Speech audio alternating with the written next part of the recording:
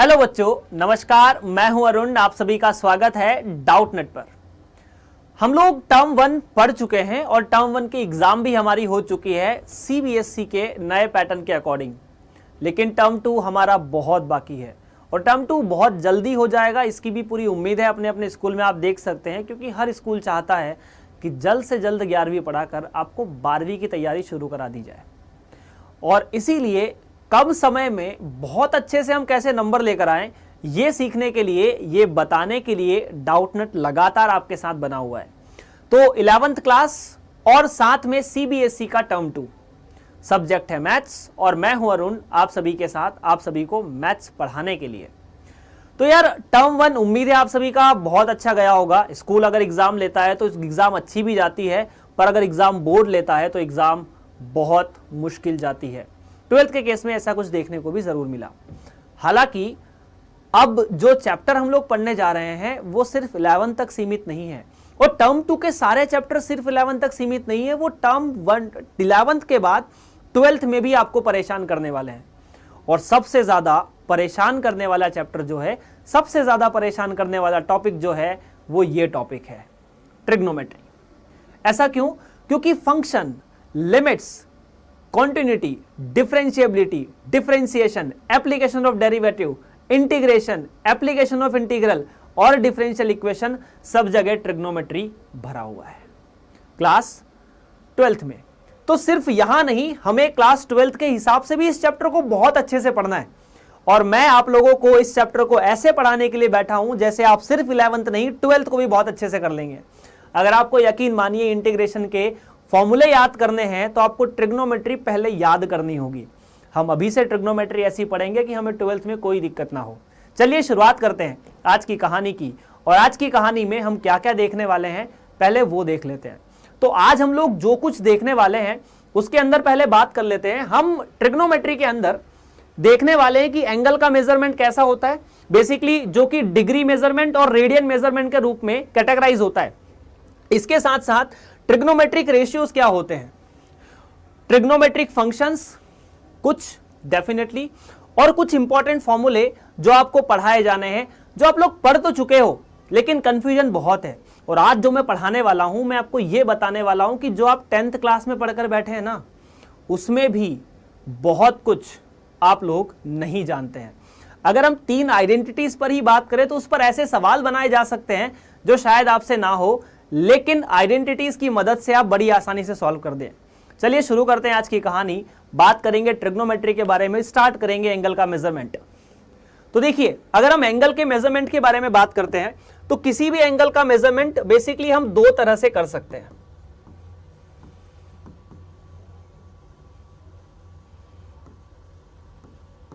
One is degree, जो कि आप लोग क्लास 9 से या 7 से पढ़ते हुए आ रहे हैं। दूसरा रेडियन, जो कि आप क्लास 11th में पढ़ेंगे। फटाफट अगर बात करें तो डिग्री और रेडियन में बहुत ज्यादा अंतर नहीं है, बस फर्क है सोचने समझने का। जैसे अगर आप सोना खरीदने जाते हो तो ग्राम में खरीदते हो, अगर आप अपना वजन कराते हो तो किलो में कराते हो। वही 2 अलग अलग मेजरमेंट है। जैसे वजन पाउंड में नापा जाता है, किलोग्राम में नापा जाता है, लंबाई फुट में भी नाप सकते हैं, इंच में भी नाप सकते हैं, किलोमीटर में भी नाप सकते हैं, डिपेंड अपॉन द कंडीशंस। सो मान लीजिए एक सर्कल है और सर्कल पर एक पॉइंट है। ये पॉइंट पूरे सर्कल पर घूमने के बाद सेंटर के रिस्पेक्ट में इस तरह से रोटेट करने के बाद वापस जब यहां पहुंच जाता है तो हम कहते हैं ये 360 डिग्री चला है। कितना? 360 डिग्री। या फिर डिग्री को ऐसे भी कहा जाता है कि सेमी सर्कल 180 डिग्री मेजरमेंट बनाता है। तो अगर सेमी सर्कल के बारे में बात होगी तो सेमी सर्कल का जो एंगल होगा वो 180 डिग्री होता है, ये आप लोग जानते हैं। हमारे लिए एंगल यहां पर एक पॉजिटिव क्वांटिटी भी हो सकती है, नेगेटिव क्वांटिटी भी हो सकती है। अब उसके बारे में बात करते हैं, लेकिन दूसरी बात इसी सर्कल के बारे में कर लेते हैं।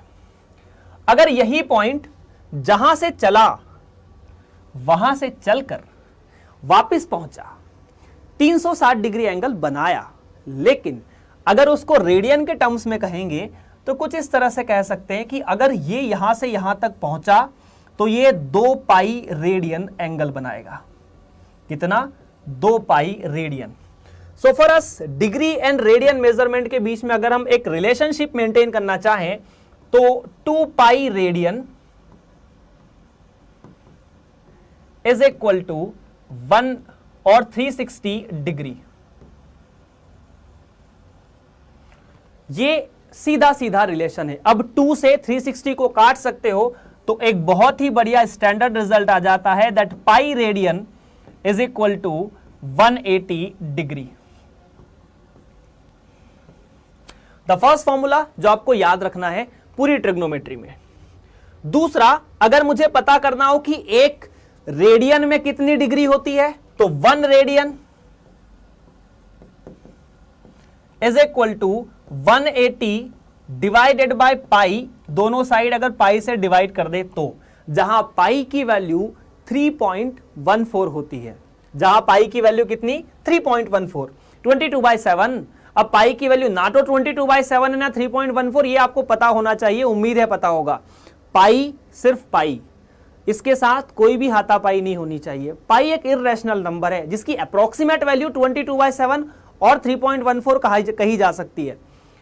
मोर जनरली इसकी वैल्यू 355 डिवाइड बाय 113 भी होती है। आफ्टर दैट अगर यहीं पर आपको एक डिग्री के बारे में बात करनी है तो ये होता है पाई डिवाइडेड बाय 180 रेडियन, जहां पर पाई की वैल्यू फिर से वही है जो पहले मैंने बात की। डन है?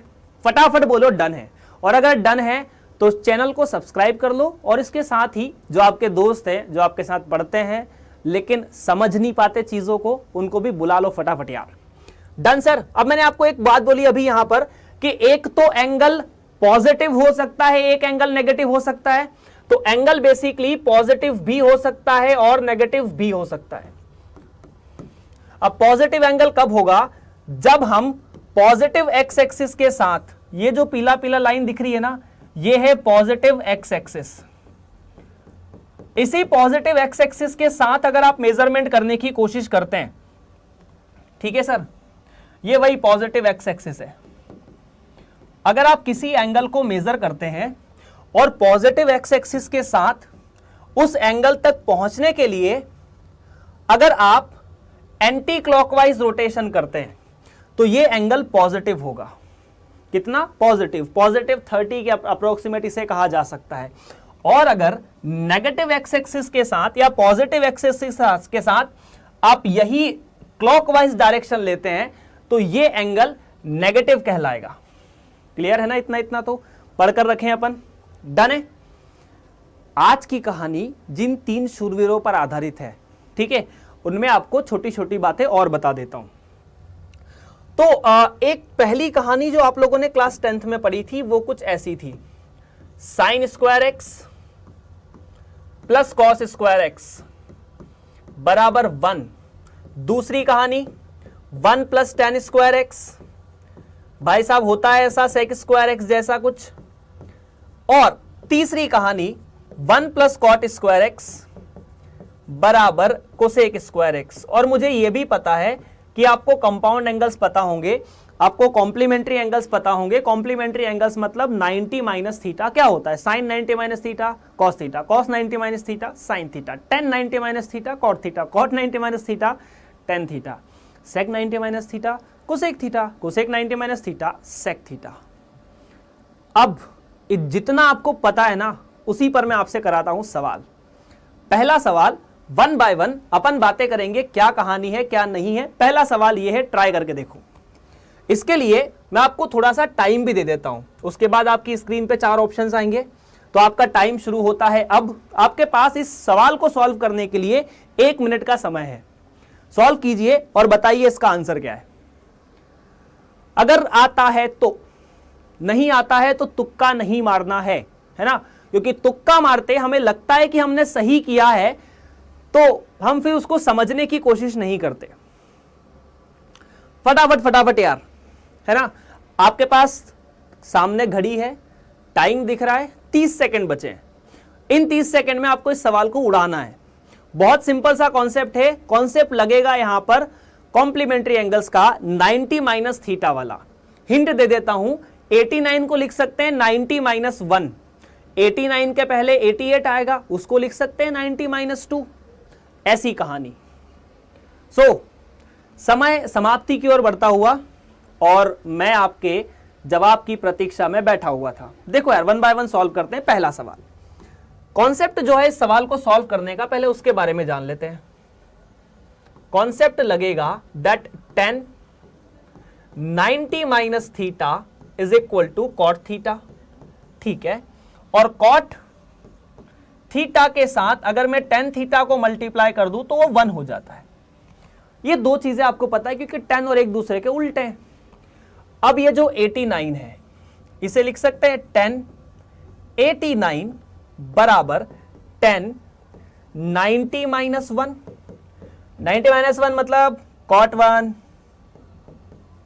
अच्छा, 89 के पहले क्या आया होगा? 88, तो 10 88 आएगा, तो ये हो जाएगा 10 90 - 2 जो कि हुआ कॉट 2। देखो यार, 10 89 कॉट 1, वो 10 1 के साथ मल्टीप्लाई होके खत्म, 1 बचा। 10 88 कॉट 2, वो 10 2 के साथ मल्टीप्लाई होके खत्म। उसके पहले 87 वाला 10 3 के साथ खत्म हो जाएगा, 86 वाला 10 4 के साथ। मतलब ये आपस वाली जो टर्म है, पहले वाली आखिरी वाली, फिर सेकंड थर्ड, आपस में सब कैंसिल हो रही है, सब मिलके कितना बना रही है? 1। तो 1 × 1 × 1, एक पराक्रमी योद्धा यहां बच जाएगा, जो होगा 89 और 1 के एकदम बीच वाला, दैट इज 1045। और 1045 तो वैसे ही 1 होता है, तो 1 का चाहे कितनी बार मल्टीप्लाई करो, the answer is option number A. Done है। ये आप लोगों को वैसे आता भी होगा, 10वीं क्लास पे आधारित सवाल है ना। अब देखो, अगर ये आता है तो उम्मीद है ये भी आता होगा फिर तो। If sine theta plus cosec theta बराबर 2, देखो साइन थीटा 1 से बड़ा नहीं हो सकता, कोसेक थीटा 1 से छोटा नहीं हो सकता, दोनों का सम मिला के 2 है, तो साइन की पावर 10 कोसेक की पावर 10 क्या होगा? आपके सामने इस सवाल को सॉल्व करने के लिए मैं जो टाइम देने वाला हूं वो है लगभग 45 सेकेंड। फटाफट सॉल्व करो यार। डन है, फटाफट फटाफट 45 सेकेंड आपको दे दिए जाएंगे इस सवाल को सॉल्व करने के लिए, और मे बी डन है यार। So let's start. मुझे उम्मीद है आप इस सवाल को सॉल्व कर लेंगे। क्यों? क्योंकि आप कहीं ना कहीं 10th क्लास से इस सवाल को जानते हुए आए हैं। अभी सवाल थोड़े टफ होंगे, चिंता मत करो। जिन लोगों को आता है और जिनको नहीं आता वो भी चिंता ना करें, क्योंकि इस सवाल को सॉल्व करने के अपने पास रास्ते हैं। जैसा आप लोगों को अभी तक समझ में आया वैसा ही आगे भी समझ में आने वाला है। चलिए, अगर sine theta plus cosec theta बराबर 2 है तो साइन की पावर 10 प्लस कोसेक की पावर 10 कितना होगा? फटाफट बताओ। हिंट दूं? दोनों साइड स्क्वायर करके देख लो जो दिया हुआ है। जो दिया है उसमें दोनों साइड आप स्क्वायर कर सकते हैं, है ना। चलिए सर सॉल्व करते हैं फिर अपन। हमको जो दिया है उसमें दोनों साइड अगर स्क्वायर करने की कोशिश करें, हमको दिया है sine theta plus cosec theta पूरे का स्क्वायर बराबर 2 का स्क्वायर। मैंने कहा ना दोनों साइड स्क्वायर कर सकते हैं, तो साइन स्क्वायर थीटा तो sign square theta, cosec square theta cosec square theta, plus यहां पर एक टर्म ऐसी है 2 साइन थीटा साथ में कोसेक थीटा, जो कि है 4 के बराबर, 2 का स्क्वायर। अब साइन थीटा कोसेक थीटा एक दूसरे के दुश्मन, तो यहां से कहानी आ जाएगी, मेरा दुश्मन है तू तेरा दुश्मन हूं मैं, प्लस 2 बराबर 4। ये उधर गया तो यहां से मिला sign square theta plus cosec square theta बराबर 2। फिर से अगर फिर स्क्वायर करूंगा तो साइन की पावर 4 कोसेक की पावर 4 फिर भी बराबर 2 ही आएगा। इस तरह से आप कुछ भी करें इसका आंसर 2 ही रहने वाला है ना।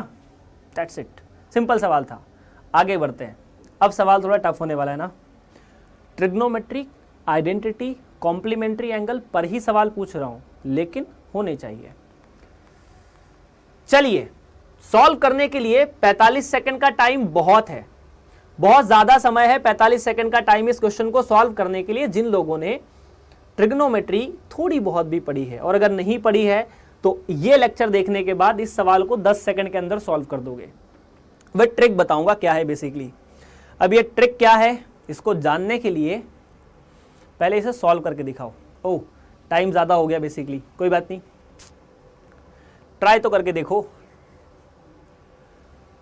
क्या करेंगे यार, हिंट दूं, एक आइडेंटिटी होती है tan square theta plus 1 is equal to sec square theta. वहां से इस सवाल को आप बड़ी आसानी से सॉल्व कर सकते हैं। 1 plus tan square theta is equal to sec square theta. और ये एक बार सवाल, पता है ऐसा सवाल एक बार तो IIT वालों ने पूछ लिया था। सवाल सिंपल है और ऐसे कॉन्सेप्ट IIT वाले पूछते रहते हैं बार बार। क्यों? क्योंकि उनको मजा आता है आपके बेसिक कॉन्सेप्ट जानने में, और बोर्ड वाले भी ऐसे सवाल को बड़ा पसंद करते हैं। और CBSE में 12वीं क्लास में तो ऐसे फॉर्मूले पर बहुत सारे सवाल होते हैं। चलिए 45 सेकंड समाप्त हुए, बात करते हैं tan theta plus sec theta बराबर e raise to power x का। लेकिन पहले tan theta plus sec theta के बारे में कुछ जान लेते हैं। आपने क्या किया होगा बताऊं?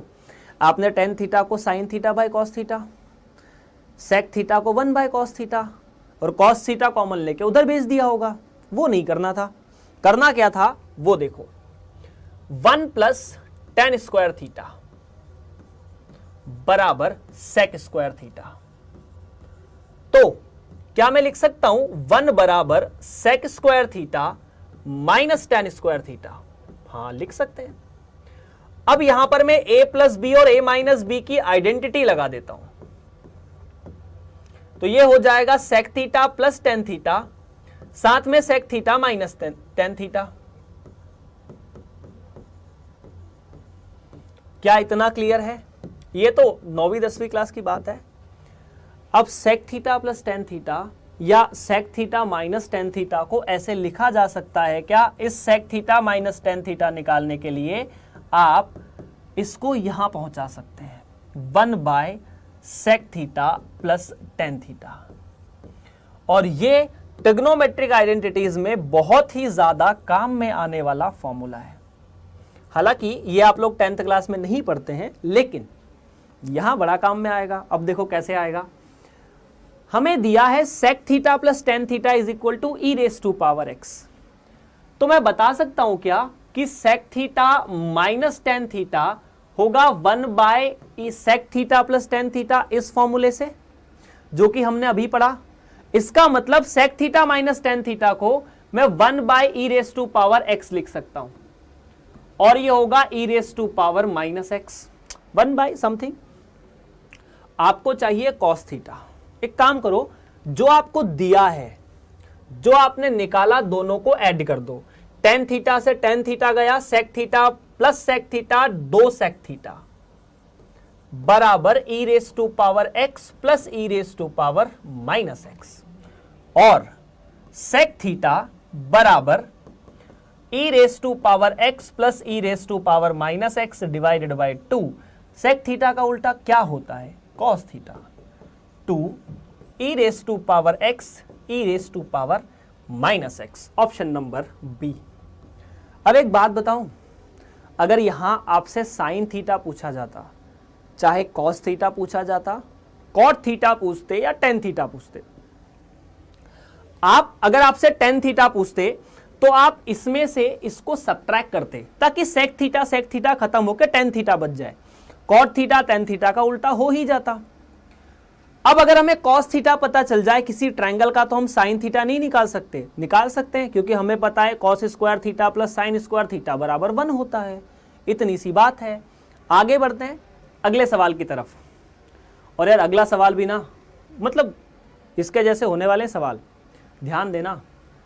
अगला सवाल है ऐसा, और ये वो सवाल है जो देख के डर लग रहा है। लग रहा है देख के डर? हाँ सर देख के डर तो लग रहा है सवाल में। मैं जो बताता हूं पहले आप इसे ट्राई कर लो। 1 मिनट का टाइम आप लोगों को दे रहा हूं। 1 मिनट के बाद आपको बताना है कि हाँ सर हमसे सवाल सॉल्व हुआ या नहीं हुआ। सवाल ऐसा कुछ है, 1 minus sine square x divided by 1 plus cos y, 1 plus cos y divided by sine y, और 1 minus sine y divide by 1 minus cos y. आप यहां एलसीएम लेने का सोच रहे होंगे और आप यही सोचेंगे, मुझे पता है और मैं आपको इस सोच से आज़ाद कराने के लिए ही बैठा हुआ हूँ। हमें हमेशा एलसीएम लेने के बारे में नहीं सोचना चाहिए, हमें यह भी सोचना चाहिए कि हम इसके अलावा और क्या सोच सकते हैं, है ना।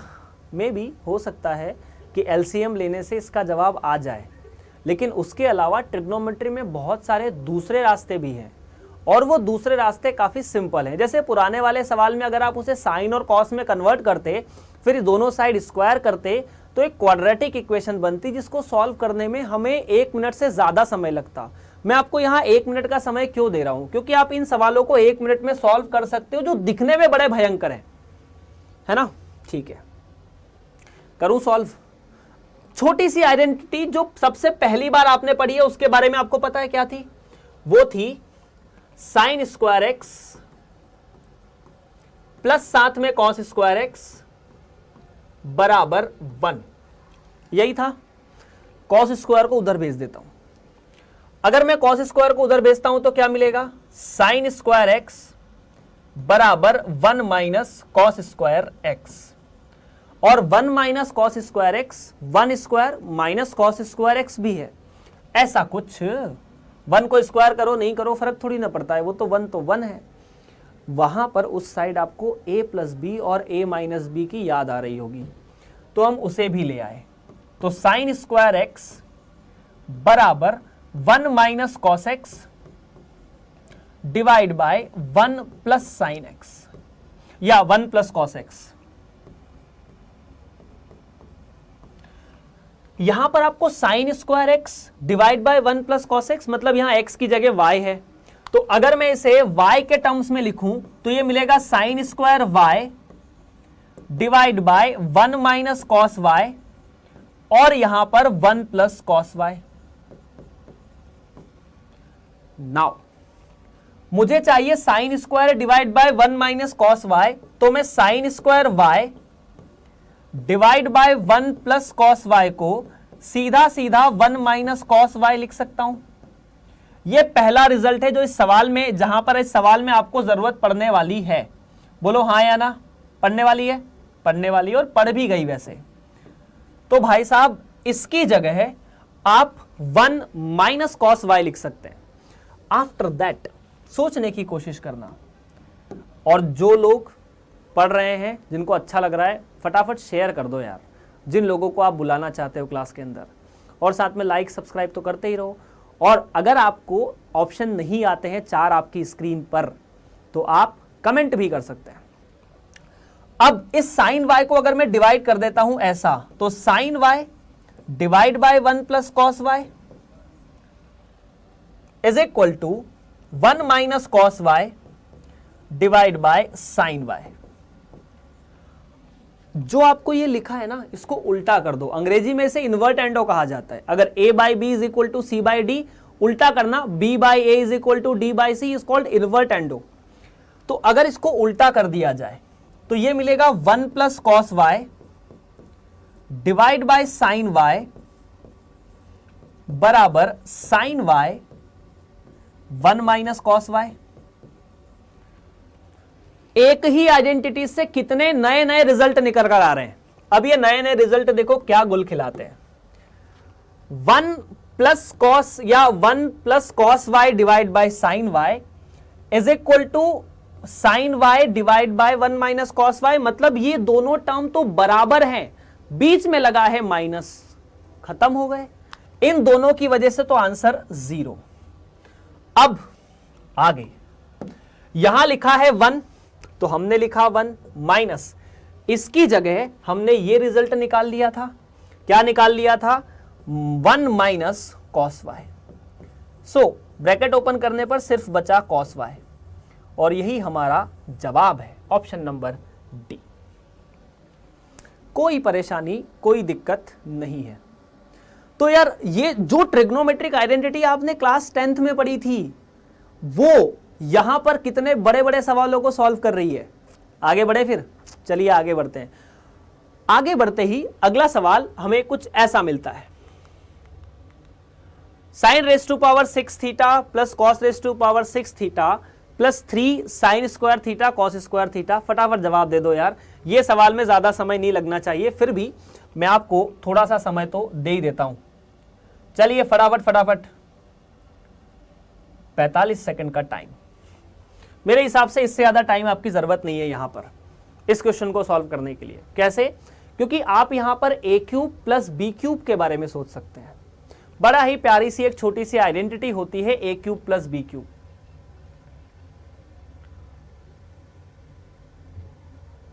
दिक्कत होगी यहां उसे a cube plus B cube में कन्वर्ट करने में, लेकिन अगर हो जाता है तो बहुत अच्छी बात है, नहीं होता भाई साहब तो और दिक्कत की बात है फिर तो।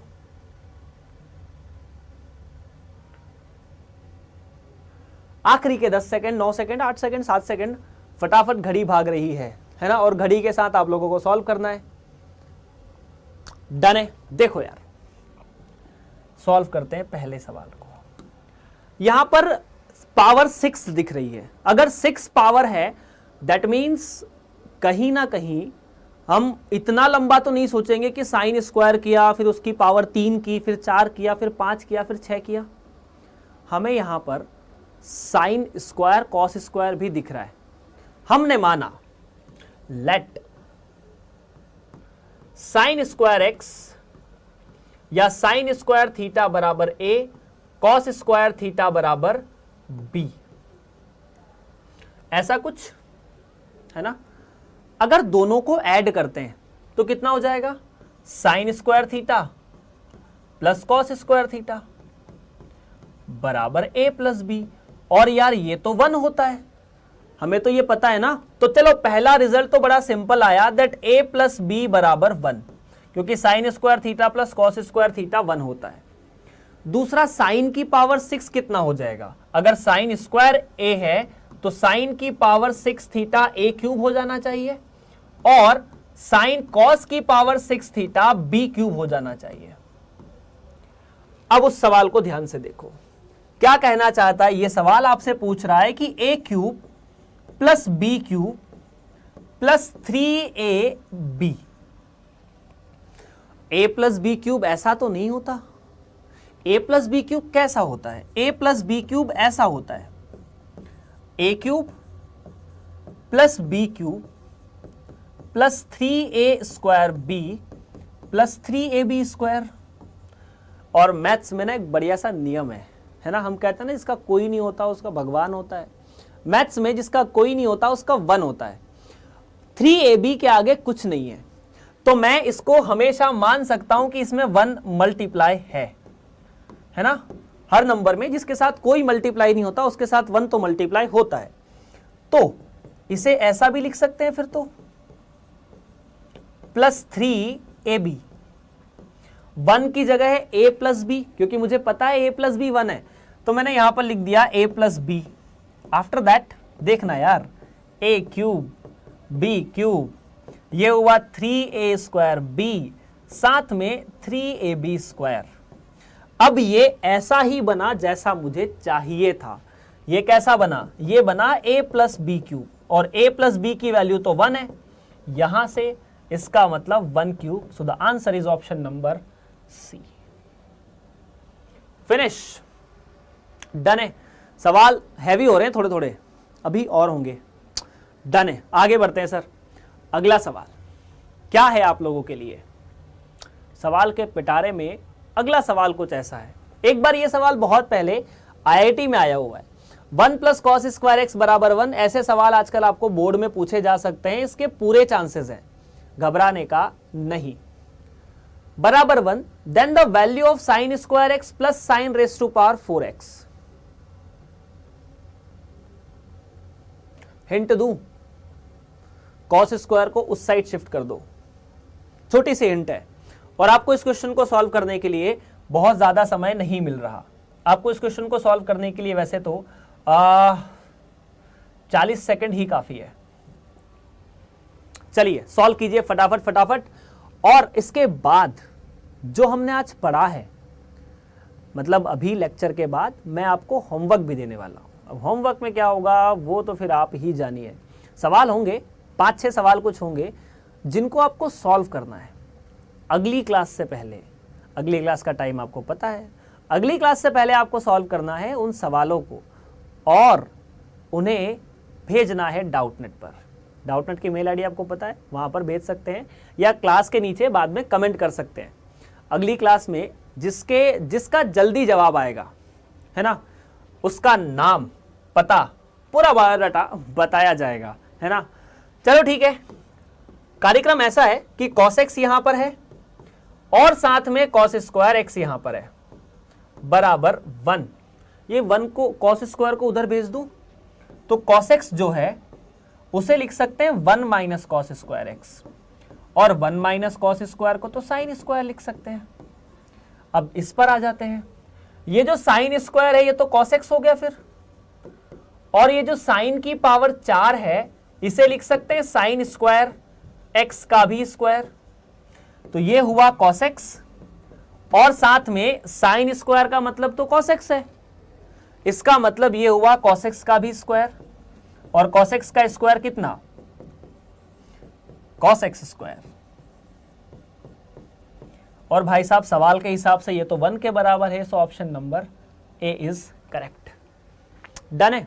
अच्छा, एक छोटी सी बात आपको बताता हूं, बड़ी इंटरेस्टिंग है। अगले सवाल पर जाने से पहले, मैं जब 10th क्लास में था ना, और मुझे लगता है आप लोग भी और मेरे साथ वाले जितने भी थे उन सभी को ट्रिग्नोमेट्री नाम के चैप्टर से बड़ा दुख होता था, लेकिन हमें बहुत अच्छा लगता था ट्रिग्नोमेट्री के एप्लीकेशन पर based chapter height and distance.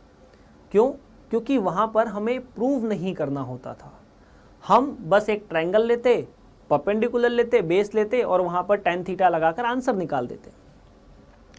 जब वही ट्रिग्नोमेट्री क्लास 12th में आई, क्लास 11th में आई, तब हमें पता चला कि हम इससे बियॉन्ड और क्या सोच सकते हैं।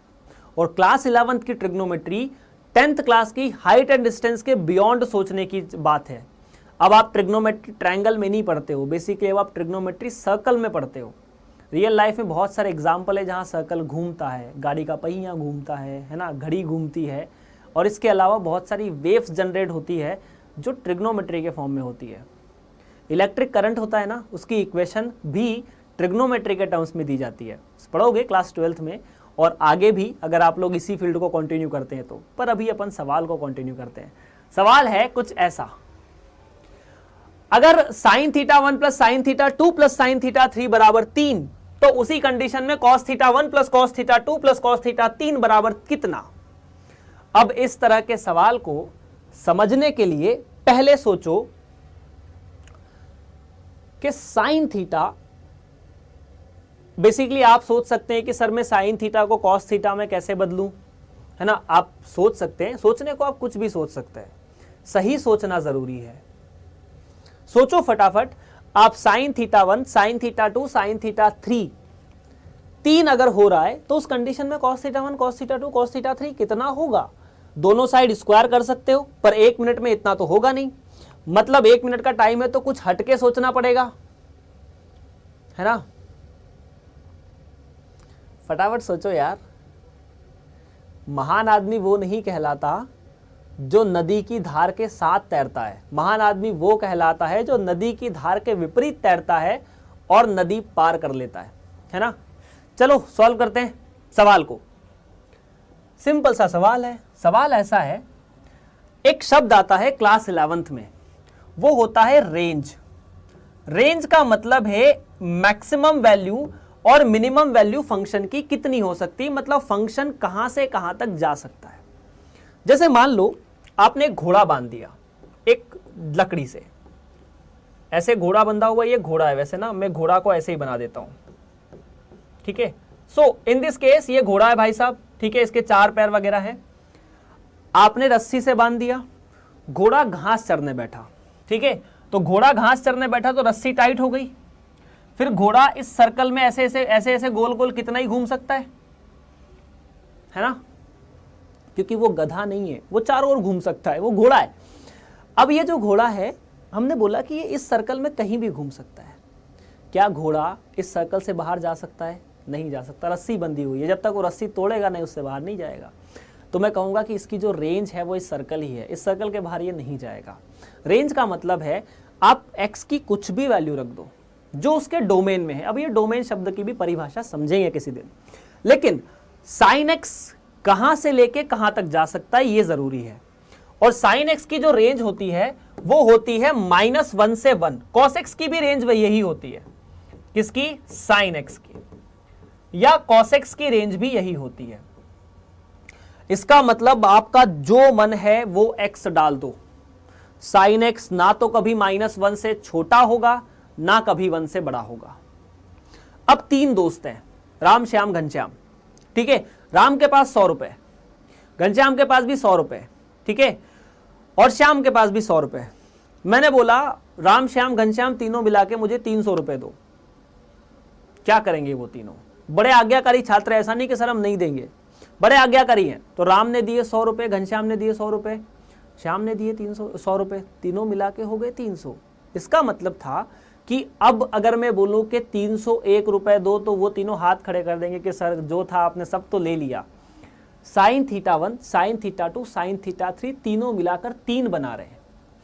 साइन थीटा 1 की ज्यादा से ज्यादा ताकत कितनी है? 1 आने की। थीटा 2 पर भी साइन की वैल्यू 1 आ सकती है। साइन थीटा 3 की भी मैक्सिमम वैल्यू 1 हो सकती है। इसका मतलब अगर ये तीनों 1 या तीनों मिलकर 3 बना रहे हैं तो डेफिनेटली इस साइन थीटा 1 को 1, इसको 1 और इसको भी 1 होना पड़ेगा। यह तभी संभव है। अगर ये 2 होता ना तो मैं ऐसे बोल सकता था कि ये 1/2 हो सकता है, ये 1/2, ये 1 हो सकता है ये 0 हो जाए, ये 1 हो जाए, ये 1 हो जाए। लेकिन 3 है। अगर 3 है तब मुझे कहना पड़ेगा कि इस सवाल में साइन थीटा 1, साइन थीटा 2 और साइन थीटा 3 1 के बराबर है। और अगर ये 1 के बराबर है तो सीधी सीधी बात है, थीटा 1, थीटा 2 और थीटा 3 तीनों के तीनों π/2 या 90 डिग्री के बराबर है। इतना क्लियर है? तभी साइन थीटा 1 होगा। अगर तीनों 90 डिग्री के बराबर है तो कॉस थीटा 1 कितना? Cos 90 0, cos theta 2 cos 90 0, cos theta 3 cos 90 0। Option number D correct है भाई साहब, कहीं स्क्वायर करने की जरूरत नहीं थी। आगे बढ़ते हैं, अगला सवाल, which of the following relations is correct? Degree और रेडियन पर पूछा जाने वाला बड़ा प्यारा सवाल। जहां सर के ऊपर गोला नहीं लगा होता वो रेडियन होता है, डिग्री नहीं होता। यहां पर आपसे पूछा गया है डिग्री। ये रेडियन है, ये डिग्री है, ये रेडियन है, ये डिग्री है, ये रेडियन है, ये डिग्री है, ये रेडियन है, ये डिग्री है। यहां पर π/18 आपको मल्टीप्लाई करके दे दिया। अब सोचने की कोशिश करना, क्या साइन 1 रेडियन साइन 1 डिग्री के बराबर होता है? अगर आपने ग्राफ पढ़ा है साइन थीटा का, साइन एक्स का, स्कूल में पढ़ चुके हो, कोई दिक्कत तो नहीं है, नहीं तो अभी एक्सप्लेन कर दूंगा ग्राफ कैसा होता है। अगर आपने वो पढ़ा है तो आप इसका सॉल्यूशन तुरंत कर दोगे।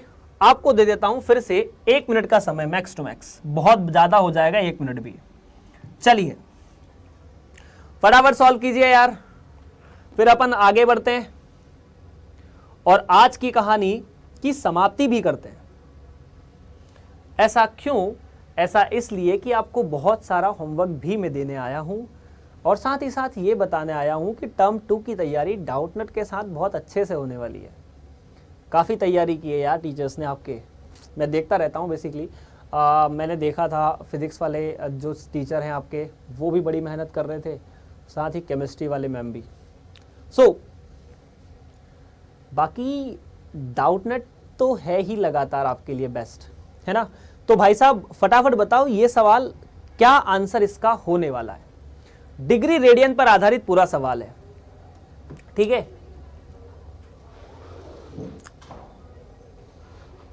उम्मीद है ये हो गया होगा। देखो यार, अब मैं आपको डिग्री और रेडियन के बारे में बात बता देता हूं। हमने शुरू में पढ़ा था कि 1 या पाई रेडियन बराबर, पाई रेडियन बराबर 180 डिग्री, या 1 रेडियन बराबर 180 डिग्री डिवाइड बाय पाई। पाई मतलब 3.14, तो एक रेडियन जो है वो 180 डिवाइड बाय 3.14 होगा। ऊपर लगा दो degree. 180 divide by 3.14 is approximately equal to 57.57 radian या डिग्री। मतलब एक रेडियन 57 या 58 डिग्री के आसपास होगा। तो ये जो साइन 1 लिखा है ना, जो 1 रेडियन लिखा है, ये सब 1 रेडियन है बेसिकली, यहां पर भी, यहां पर भी और यहां पर भी। तो ये जो 1 रेडियन है ये बेसिकली 57 डिग्री है या 57 डिग्री के आसपास मान है। 180 बाय पाई पूरी तरह से इर्रेशनल नंबर है, इसीलिए इसका अप्रोक्सीमेट मान निकालते हैं। इर्रेशनल नंबर क्यों है, मैंने शुरू में कहा था, पाई इस पाई, पाई के साथ नो हाथा पाई, क्यों? क्योंकि ये एक इर्रेशनल नंबर है, एक रैशनल नंबर को इर्रेशनल से डिवाइड करेंगे तो इर्रेशनल आने वाला है। 57 डिग्री, 57 डिग्री। अब एक बात बताओ, साइन 57, 1 रेडियन को 57 डिग्री पढ़ लो, 58 डिग्री पढ़ लो अप्रोक्सीमेट, तो साइन 58 क्या साइन 1 डिग्री से छोटा होगा? नहीं, क्योंकि 0 से π/2 में साइन x का ग्राफ बढ़ता जाता है, मतलब साइन 58 साइन 1 डिग्री से ज्यादा होगा। पूरी तरह से बात सही है, ऑप्शन नंबर बी। अब मैं आपको इसको ग्राफ पर बता देता हूं। मुझे ट्रिग्नोमेट्री के ग्राफ बड़े पसंद है, मुझे ग्राफ अच्छे लगते हैं, वैसे किसी भी फंक्शन के हो, ग्राफिकल मेथड्स काफी कुछ अच्छा कहती है ना। जब हम क्लास 12th में पढ़ते हैं ना इलेक्ट्रिक करंट, तो वो भी ऐसे ही घूमता है, उसके अंदर मैग्नेटिक फील्ड देख लो, वो भी ऐसे ही घूमती है। देखो ये है 0 डिग्री, ये है एक ऐसा पॉइंट जिसको कहा जाता है π/2 मतलब 90 डिग्री, और यहीं पर साइन x की मैक्सिमम वैल्यू आती है। ये पॉइंट है पाई, पाई का मतलब 180 डिग्री। ये पॉइंट आता है 3π/2, 3π/2 मतलब 270 डिग्री, और यह है 2π, 2π मतलब 360 डिग्री।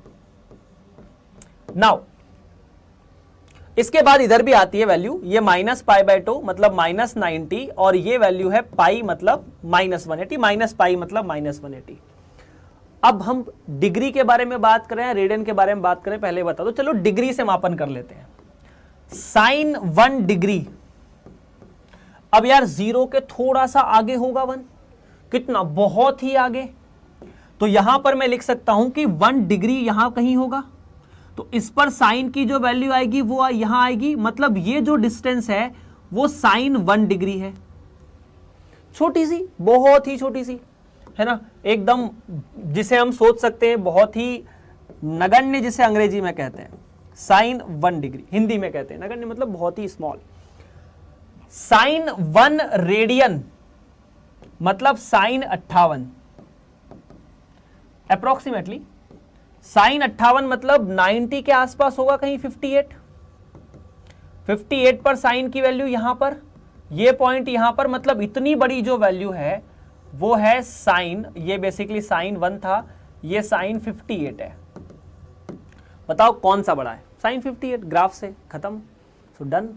चलिए सर, ये साइन एक्स का ग्राफ है, इस तरह से झूलता रहता है पूरी जिंदगी भर। ये कहां से शुरू हुआ कोई नहीं जानता, कहां पर खत्म हुआ कोई नहीं जानता। तो आज की कहानी में ये कुछ सवाल थे जो आपको पता थे, जिनके जवाब या जिनके कॉन्सेप्ट आपको पता थे, लेकिन फिर भी सवाल थोड़े टफ आपसे हो सकते थे। अगली क्लास में हम ट्रिग्नोमेट्री को और बारीकी से समझने की कोशिश जरूर करेंगे, लेकिन अभी मैं आपको देता हूं कुछ होमवर्क के सवाल। तो सर होमवर्क का पहला सवाल जो आपको करके देखना बताना है वो वैसे ही tan 1 और tan 2 कर दोगे, डन है। उसके बाद दूसरा सवाल कुछ ऐसा, वैसे ही जो हम कर चुके हैं, ये सवाल तो वैसे ही है, ताकि आप लोगों को याद रहे कि हमने एक सवाल ऐसा भी किया हुआ है। लिख सकते हो फटाफट फटाफट। आफ्टर दैट नेक्स्ट क्वेश्चन ऐसा कुछ है, sec theta plus tan theta अगर पी है तो टेन थीटा किसके बराबर होगा? हमने एक प्यारी सी आइडेंटिटी यहां पर पढ़ी है। आफ्टर दैट अगला जो सवाल है वो ऐसा कुछ है, x बराबर sec theta plus tan theta अगर है तो x प्लस 1/x कितना होगा? x तो इतना है, 1/x का मतलब है 1/सेक थीटा प्लस टेन थीटा। इसका जवाब तो यहां सवाल देखते से ही दे सकते हो। कमेंट करो फटाफट क्या जवाब आएगा इसका, ऑप्शन नंबर ए, बी, सी या डी। चलो 5 सेकंड का टाइम है आप लोगों के पास, 1 2 3 4 5, खत्म। जो भी है सेम सवाल वैसे ही है जैसा मैंने आपको बताया था। यहां cos x plus cos square था, यहां sin x plus sin square बराबर 1 है, और ये है cos raise to power 8 plus 2 sine cos raise to power 6 और cos रेस टू पावर 4। सवाल थोड़ा भारी है, ट्राई कर दोगे मुझे पूरी उम्मीद है आप लोगों से। 4 ऑप्शंस आप लोगों के सामने, फटाफट सॉल्व करके बताओ। इसका सॉल्यूशन आप सेंड कर सकते हो डाउटनेट पर। आफ्टर दैट ये सवाल पता है, सवाल छूटते ही जवाब आ जाना चाहिए इसका, पर बात करेंगे अगर आपसे नहीं होता है तो। इसका सॉल्यूशन वैसे ये भी है, आप स्नीप करके डाउटनेट ऐप पर भी इसका सॉल्यूशन देख सकते हैं। 1 मिनट से कम समय में ये सवाल सॉल्व हो जाता है। यूजुअली 10 सेकंड बहुत है इस सवाल को सॉल्व करने के लिए। चलिए अगला सवाल, बेसिकली इतना ही था आज का होमवर्क आप लोगों का।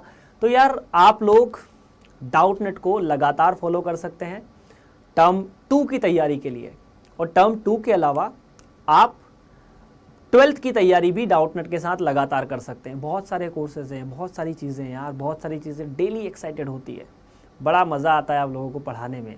मिलते हैं अगली क्लास में बहुत जल्द, इसी समय पर, इसी दिन। तब तक आप बने रहिए डाउटनेट के साथ, पढ़ते रहिए और बढ़ते रहिए। धन्यवाद।